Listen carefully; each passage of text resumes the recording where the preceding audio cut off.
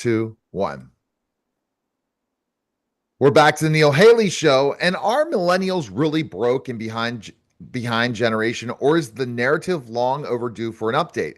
A new study from Chime surveyed 3,000 Americans across three generations and found that nearly half of the millennials say they're better off financially than they were 5 years ago, the highest rate of any generation. But the study also reveals a twist. Our guest today is Brittney Castro, is a certified financial planner and financial expert for Chime, and she joins us now to break down what the data actually shows. Brittney, thanks for stopping by. Thanks for having me, Neil. All right, the study is called the Chime Millennial Money Report, meme versus math. What does that mean, and what's surprised you most about the findings?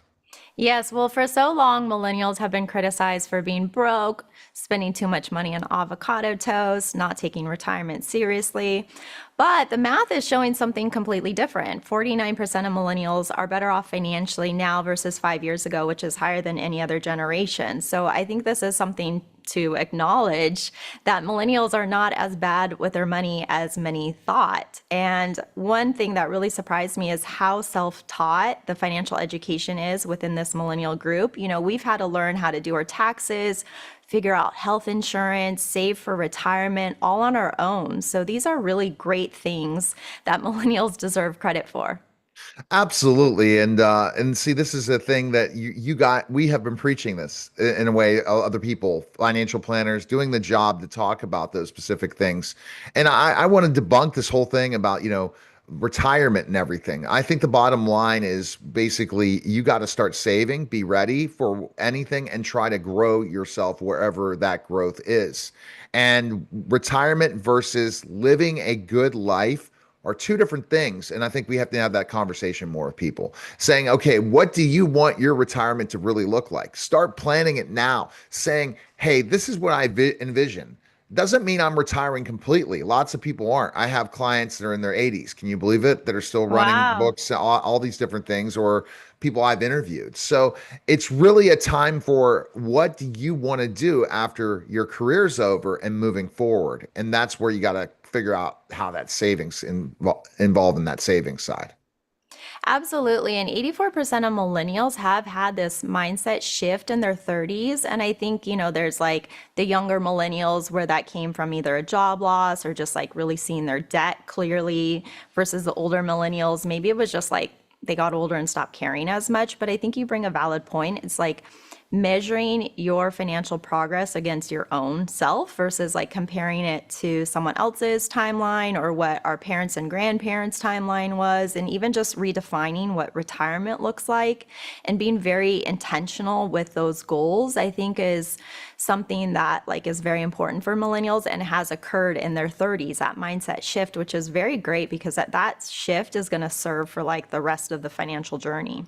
Do you think it's because they've seen so many baby boomers that haven't really prepared for their retirement, and then they're also seeing my generation, Generation X, really not preparing for retirement, not broke when they're in a specific spot, and they're seeing them work 3 to 4 jobs. They're like, I can't, I don't want to do this. Yeah, and also I think it was like just entering the workforce. I mean, the older millennials came into 2008 recession, and that was like when they were entering, the workforce, their adulthood years. Imagine being 22 years old, an economic crisis, people losing their jobs, people losing their homes. That's definitely going to like reshape how you think about the future and your money. So I think that's also a part of it. It's seeing our parents or grandparents, but then also like facing the realities of what the millennials have experienced so far in their careers, in their financial journeys, and all of those things just kind of redefining what success means for them. So 84% of millennials say that they had a financial mind shift in their 30s. What does that shift look like, and what is driving it? Yeah, so a lot of millennials are just really figuring out what do they want to save their money for and getting clear about that, and then being more intentional with their savings and investing, and then tracking their progress against their own self themselves versus like comparing to someone else's. So I think these healthy mindset shifts are great. The older millennials that came from just getting older and you stop caring as much. The younger millennials, again, I think it was just like either they had a job loss or they saw their debt clearly, and that really said, okay, I need to change the way I'm thinking about my money and start to make some significant changes. So let's talk about Chime and how that Chime helps millennials and especially the new banking system. We really need a bank that works for us in specific ways. And I think that's the key component is that, when you wait for your money and you're waiting and for things to happen, that's where Chime makes it more flexible for millennials and other people when it comes to money, right? And managing their Yeah, money and exactly. Millennials have always been Chime's, number one customer. So I think Chime is great because it combines a lot of things, saving, spending, building credit, now investing all under one app, which is amazing. You don't have to go to all these different apps to manage your money. You can just go to one place, see everything, see your progress. And also you can start investing for as little as $1 now. So I think it's just super easy to do a lot of the things we need to do with our finances, low cost, high rates, all of these are wonderful. see, and that's interesting. All in one, Yes, especially the digital world that millennials are in. They just were born into it and they just keep going into it. So they want everything on their phone. They don't want to deal with the old school banking. What is that the reason Chime's so attractive? Because everything's in one, and then also you can deal with it on an online basis where a lot of banks just really don't handle well customer service online, things like that nature. The old traditional banks. absolutely. Absolutely. I think financial or millennials want certain things from their financial institutions, and Chime has been able to deliver on that and really just evolve along the way with what millennials are wanting and needing, hence the investing. Now, having the ability to simplify your finances is incredibly important because there is so much out there. There's a lot of data, there's a lot of noise, there's a lot of research we can be doing, but at the end of the day, you just have to start, right? You have to start with what you have, start small. And so to be able to do a lot of different things under one app or one roof is very valuable. I absolutely agree with you. And I've never checked out Chime, but I'm definitely going to do that for sure. Great. I have a great bank, which I won't mention, but again, the reason is it's a bank that no one else deals with in a lot of ways because it's not an American bank, and that's it's kind of weird. But I think I want a bank that's with me all the time, and that's the thing that Chime brings to the table for sure.